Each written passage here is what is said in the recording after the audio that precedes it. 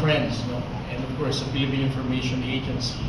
Ang before, ang akala ng national government, ang akala namin sa Manila, ang mga Pilipino, ang information nila ay lahat ng gagaling lang talaga sa social media.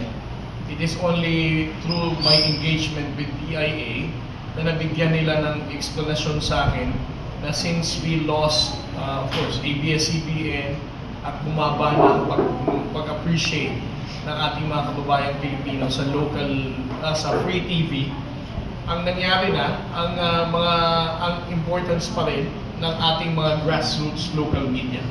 It remains to be very significant because not everybody, for example, here in Western Visayas, have good internet connectivity.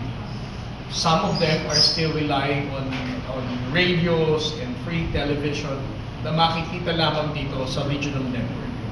So ako, I always find time to engage the local media kapag may engagement kami in different areas of the country.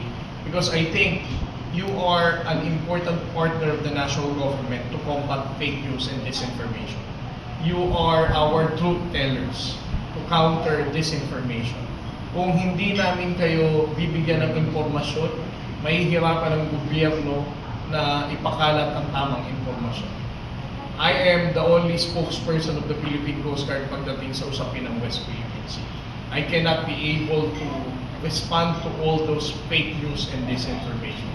So I need all of you to help me sa pagpapakalat ng tamang impormasyon sa usapin ng West Philippine Sea. Again, we need to understand na regardless wherever we are from, kung tayo man ay nandito sa Western Visayas, ang laban natin sa West Philippine Sea ay hindi lamang laban ng mga taga-Palawan katulad ng Commissioner Ricard. Ang laban ng West Philippine Sea ay laban nating lahat bilang Pilipino. Maraming salamat. Thank you very much. Again, madamo